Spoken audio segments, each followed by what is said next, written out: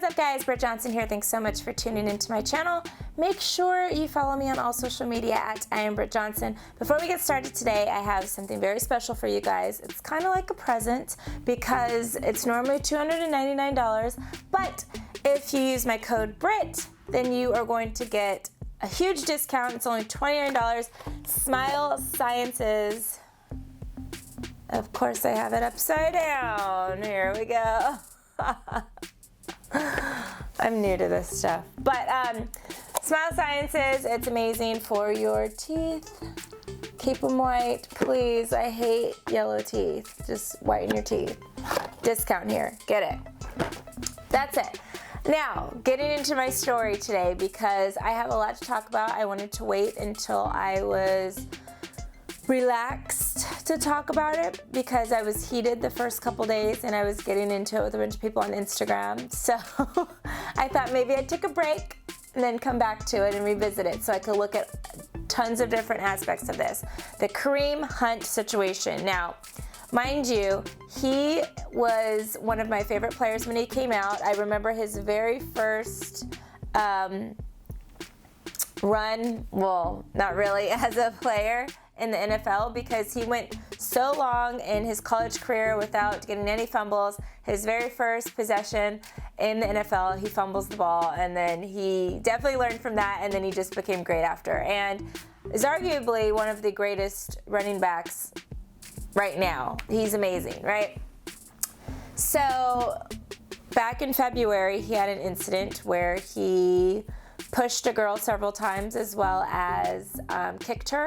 That footage basically did not come out until this past Friday, and it was a lot, you know, for people to see, especially people that are fans of him. He ended up going on ESPN a few days later and said that he wanted to speak to everyone and let them know that he's not that type of person. He didn't really answer a lot of the questions. He basically was just like, oh, you know, it's just some stuff happened and blah, blah, blah. And like what he was alluding to was, according to police reports that his friend, statements that the police had took from his friends, they said that she called him the N-word. That's why he pushed her. A bunch of people kept saying some crap about spitting, but like there's nothing in any of the documents that's mentioned spitting. It was because he called, or she supposedly called him the N-word. And apparently that warranted him to be able to push her, according to a lot of people on social media who have came out and basically stood up for him and said Des Bryant said he was Team Kareem.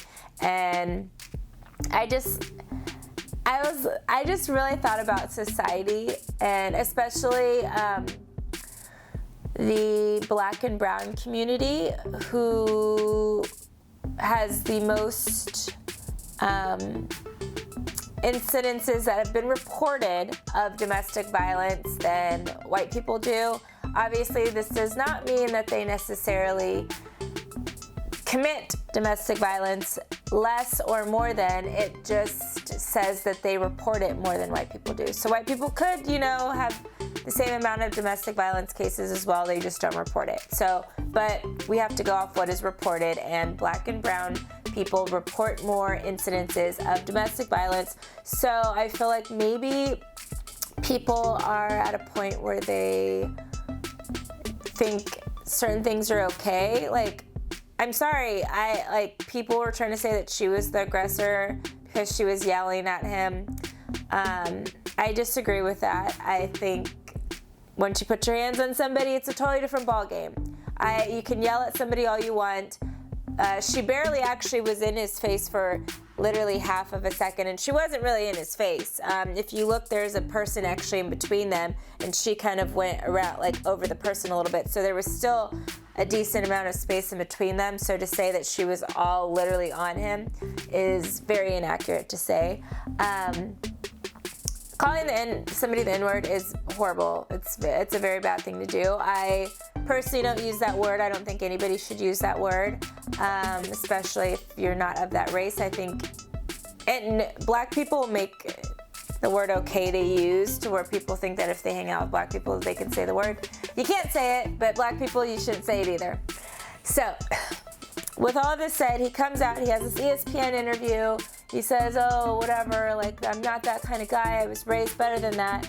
But then you look back at the year of 2018 and there are 2 more alleged assault cases against this man. Like, I'm so confused. One, he literally, with one of his teammates, jumped some guy in a club, and then another one was a fight too, so where he like slapped somebody or something like that. So I'm like, you're not really like proving to be like that nice of a guy if you've gotten in 3 fights in 1 year.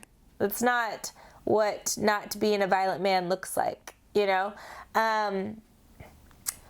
As far as given a second chance in the NFL, as a person who has been attacked before by a guy, it's very traumatizing. Guys, even if they're your same size, technically they're going to overpower you. They're stronger than you are. Most girls, they're stronger than me, you know? And it's very scary to have like a grown man physically put his hands on you. It's traumatizing. Especially being an NFL player, you guys are probably one of the more stronger of your species in this country. And for you guys to physically put your hands on somebody, I think is crazy too. I do understand people make mistakes. I do understand that. I also understand that there are consequences for your mistakes, and at some point, when are we going to keep making excuses for NFL players? Like, really, like, at some point I get so sick and tired. Like, I've always had their back, and, you know, like, oh, whatever they do, like, well, they came from bad families, they were whatever, beat up when they were little by their dad, or whatever the case is, you know? At some point, like, you have to sit yourself down, look in the mirror and say, I need to stop repeating the past. What other people did to me or what happened to me is not what I'm going to be in the future. I learned that personally if you knew half of the stuff that I've gone through in my life, you would literally think I should have been on the street somewhere, you know? Like, at some point, people have to look at their life and realize they're responsible for their future and they can change their lifestyle.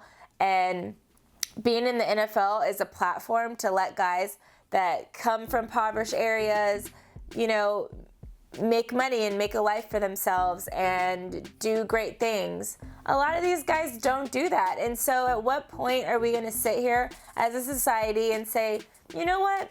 I'm done sticking up for you. You've been given chance after chance, opportunities that a lot of people don't get that come from where you come from, and you're not using your opportunities to benefit your life or other people's lives. So should you continue to reap the benefits of a lifestyle that you cannot commit to being great at? I don't know. I have so much to talk about this, so much to say. I want to know your guys' opinion.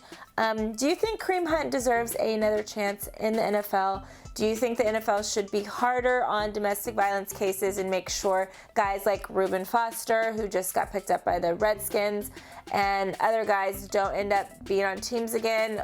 I need to know what you guys think of this. It's an ongoing topic. It's going to continue to be talked about until the NFL starts making changes or until players start making changes. So it is up to you and me to just keep talking about it until changes are made. So let me know what you guys think in the comments below. Make sure you follow me on all social media at I am Britt Johnson. Like and subscribe, and I will see you guys very soon.